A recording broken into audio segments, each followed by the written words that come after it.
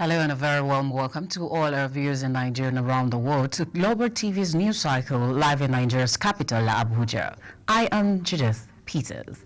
President Bola Ahmed Tinubu has commended Indian investors for significant investment pledges amounting to nearly $14 billion committed during the Nigeria-Indian Presidential Roundtable and Conference in New Delhi, India, saying Nigeria is ready to give them the maximum returns for investment possible.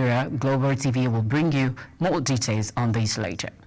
Also, the Presidential Election Petition Court has dismissed the suit of the Allied People's Movement, APM, seeking to nullify President Bola Tinubu's election.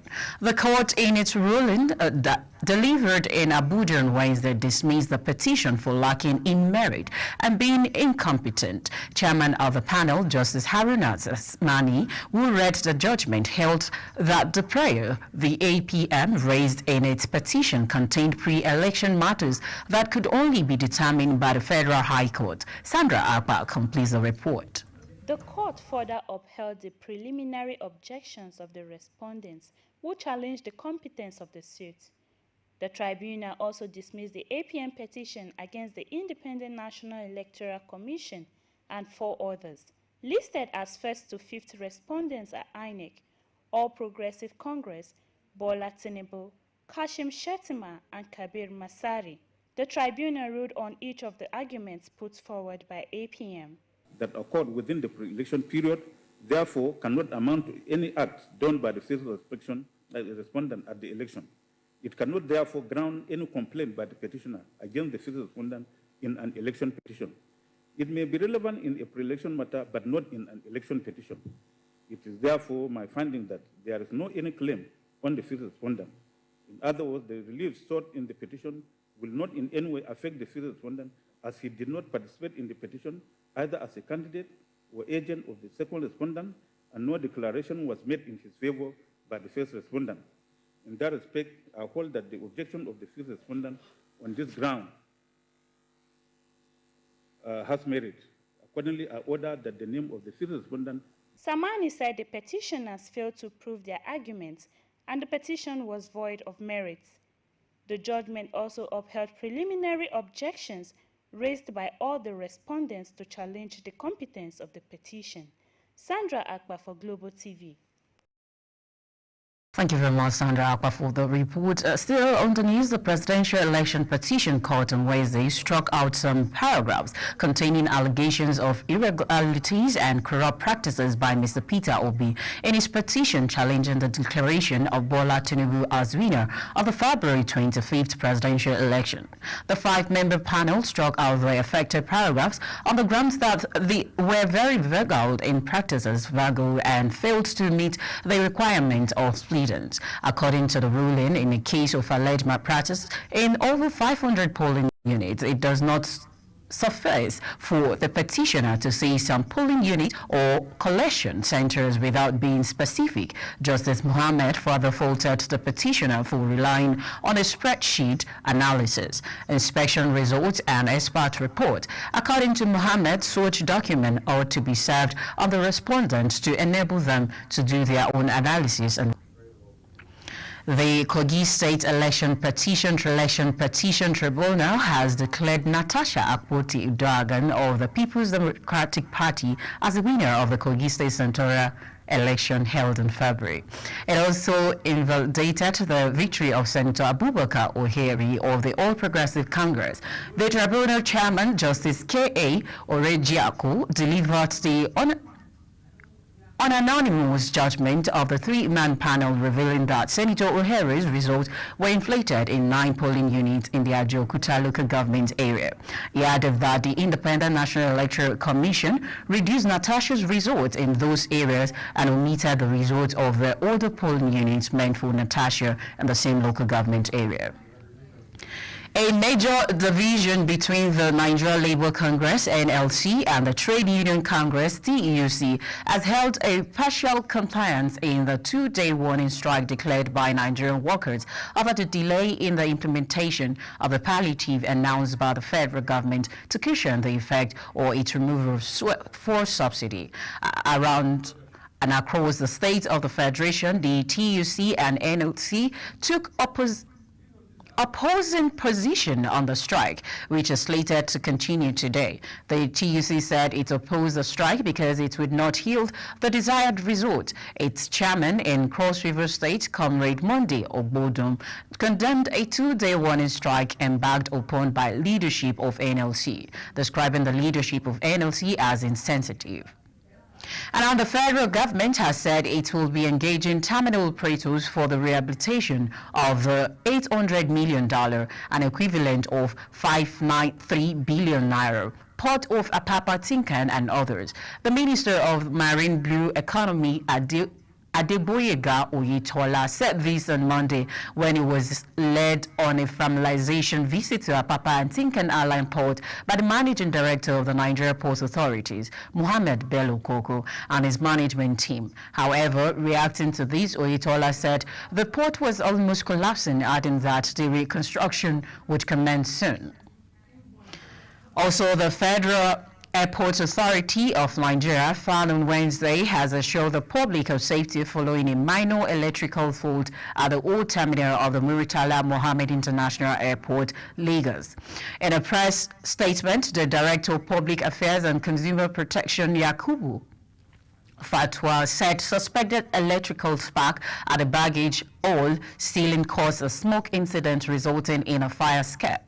Prompt responses from the Airdrum, Rescue and Firefighter Services of the airport and the electrical department of the authority saved the situation. Yakubu Funtua, however, stated that the situation has been put under control. And now the ADHOC committee constituted by the House of Representatives to investigate the activities of the Nigeria Sovereign Investment Authority since its inception has hailed the management of the NSIA over its intervention in the healthcare sector. The members of the committee commended the NSIA during an oversight visit at the NSIA Lutz Cancer Center in Lagos on Monday. The visit was for the members of the committee to inspect and review the project undertaken by the NSIA and their impact on the Nigeria economy, adding that the key areas of focus were healthcare, infrastructure, and agriculture.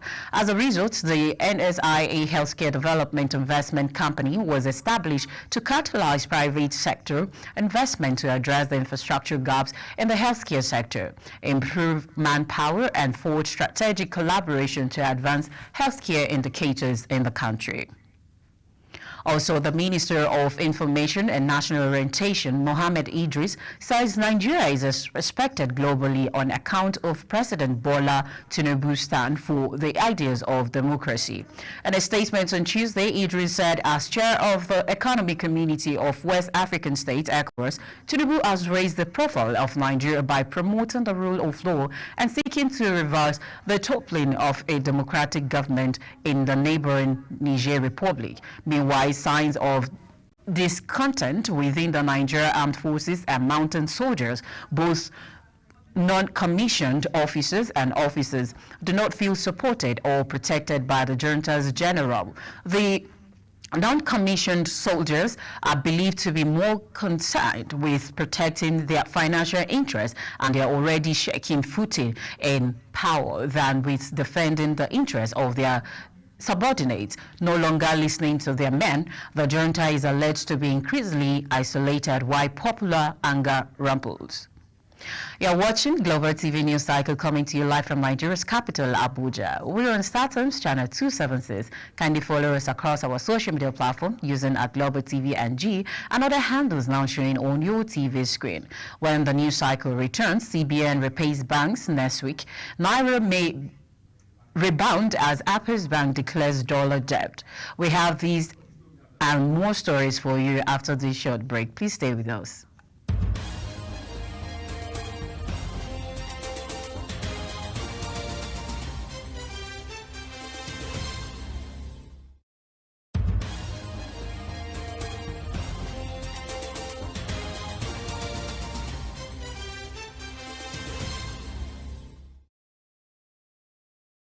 Welcome back, and if you're just joining us, it's Global Television bringing you live broadcast of the news cycle from Nigeria's capital, Abuja.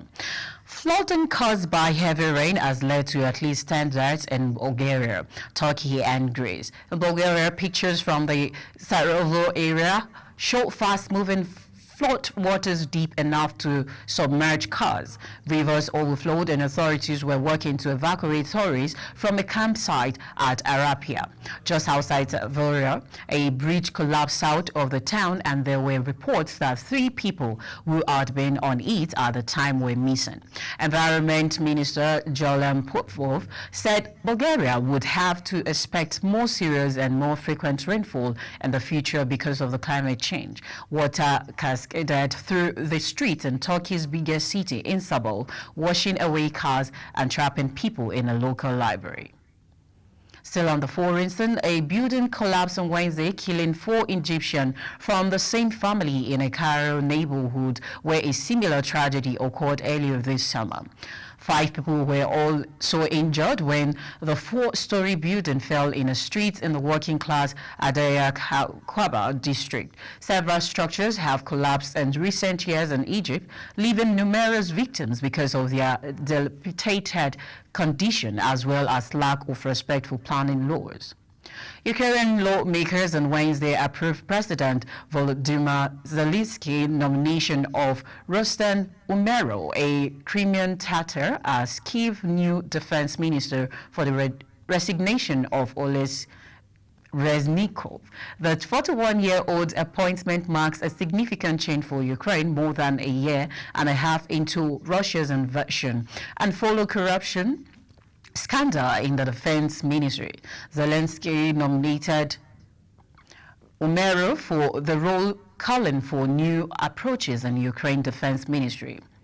And now the acting governor of the Central Bank of Nigeria, Folashodun Shinobi, has said the Apex Bank will repay banks at outstanding forward contract debt in the next 1 to 2 weeks. Although he did not disclose the total amount of the outstanding dollar debt, a report by JP Morgan, a United States-based bank, in a recent report put the total amount of forward contract debt owned by the CBN at $6.84 billion. Shinobi, who spoke in Lagos, said there is no outstanding $7 billion as claimed by JP Morgan. It was just their opinion that was put on paper, and many people jumped on it. Shinobi, while reaffirming the CBN's ongoing intervention market, emphasized its commitment to stabilizing exchange rate despite contributing less than 25% of the market volume. Sunday's African Cup of Nations qualifier against Sao Tome and Principe at the Godswill Akpabio International Stadium, Uyo, will be just Pesero's 10th game as Super Eagles head coach.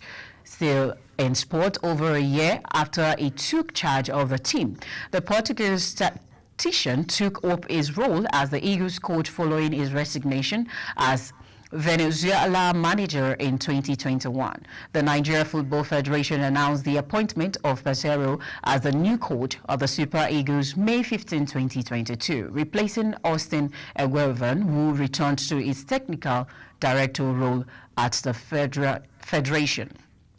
For more updates on sports, let's join Sharon Ajay. Lifters departed Nigeria yesterday for the 2023 International Weightlifting Federation IWF Championship in Riyadh, Saudi Arabia, after being in camp for 2 months. The lifters comprise of 4 females and 2 males who would be representing the country to feature in the World Championship from 4th to 7th September 2023. The head coach of Nigerian Weightlifting Federation NWF, Ojadi Aduche, said that the championship would serve as a qualifier for the 2024 Summer Olympics in Paris, France.